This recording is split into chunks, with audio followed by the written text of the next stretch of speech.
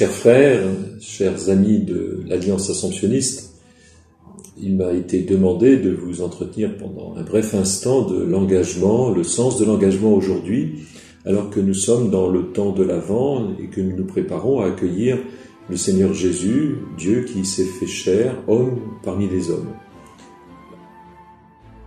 Je voudrais dire que ce mot d'engagement a un fort retentissement pour un religieux assomptionniste. C'est d'abord être disciple. Si je suis engagé aujourd'hui à l'Assomption, c'est parce que j'ai rencontré le Seigneur Jésus et que j'ai voulu suivre ce Christ qui s'est fait homme et qui nous propose la vie en abondance. Donc pour moi, être engagé, c'est d'abord être disciple. Et c'est aussi être témoin. Quand on fréquente le Christ, quand on cherche à le connaître toujours mieux chaque jour, il est important que nous puissions transmettre ce que Jésus nous a enseigné. Et le témoin n'existe que par le témoignage. L'engagement, c'est témoigner, c'est dire ce que nous avons reçu du Seigneur Jésus pour transmettre cette vie en abondance qui nous permet de construire le royaume. Disciples, témoins, missionnaires, puisque notre monde a besoin, j'allais dire d'une manière forte, d'entendre une parole d'amour et de miséricorde.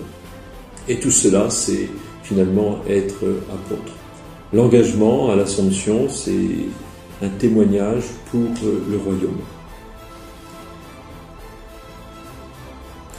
Alors à l'Assomption, je suis supérieur général. C'est un mandat qui m'a été confié depuis maintenant un peu plus de 10 ans, et je le considère comme un véritable engagement apostolique pour le royaume, qui se caractérise par le service des frères et des sœurs de l'Assomption. C'est-à-dire que je suis appelé à faire grandir l'unité du corps assomptionniste et faire grandir chacun des religieux et des laïcs de l'Alliance dans la fidélité à l'Évangile. En favorisant le charisme d'Emmanuel d'Alzon et de Saint-Augustin, nous voulons créer des communautés fraternelles. Et c'est mon engagement, faire que l'Assomption soit une grande famille où chacun trouve sa place dans une communauté où nous tissons des relations, mais communautés avant tout traversées par l'amour de Jésus et par la miséricorde que le Christ nous a enseignée. C'est une passion pour Jésus qui fait que nous sommes des communautés apostoliques. Dans mon cas concret de supérieur général, j'aime bien dire que c'est un ministère d'écoute et de rencontre. Être proche des frères, proche des communautés et pouvoir rencontrer, grâce à mes voyages à travers le monde, dans les plus de 30 pays où nous sommes présents, les frères qui travaillent pour l'annonce du royaume. Est-ce que j'ai grandi comme âme d'apôtre? C'est une question qui m'a été posée par l'équipe préparatoire.